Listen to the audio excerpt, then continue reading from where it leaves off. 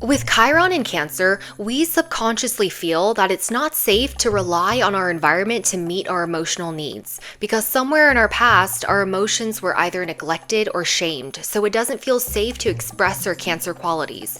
We learned that our emotional needs are a burden to other people, that we don't really belong anywhere, so we have to build our own inner shell, and that we have to take care of everyone else so that they don't leave us. We stopped trusting that our need for emotional safety was valid, so that left us feeling insecure about our own Cancer energy.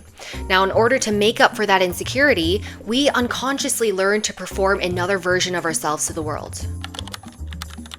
There are two versions that we could have learned to perform. The first is one of overcorrection, where we overcompensate to prove that we actually are Cancer enough. We might take responsibility for everyone around us so that no one questions our devotion. We might cling to them to make sure they don't leave. We might weaponize vulnerability so that others feel responsible for us and can't leave us. We overcorrect to make sure that we're never going to be blindsided by abandonment again. Now, the second performance is one of avoidance, where we dismiss and deny just to show that we don't need to be Cancer at all. We might suppress our own emotional needs because we're above needing comfort. We might keep relationships surface level to avoid depth.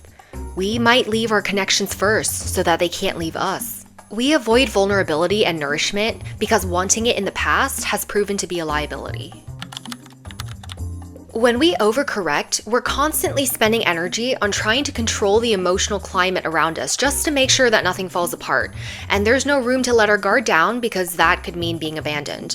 And when we're avoiding, we're constantly spending energy on forcing ourselves to be stoic and building an emotional shell. Eventually, the costs add up and we start to feel exhausted and disconnected in a way that rest just doesn't heal. These performances feel like a very core part of our personality because we've been doing them for so long, but we'll find ourselves in repeating situations that force us to pause and ask ourselves what is actually going on here so that we can work on these wounds that we have and make a change. We might constantly find ourselves in relationships where we're offering tons of emotional support without receiving it back, or receive criticism for being too emotional, or just notice how anxious we feel when we think about asking for help. The goal is to shift our perspective around how we see our own Cancer identity. Let's say we're scared of forming deep relationships because we're scared to be left alone in the end. We gotta figure out how to be okay being alone because being abandoned is always gonna be a possibility in our relationships, right?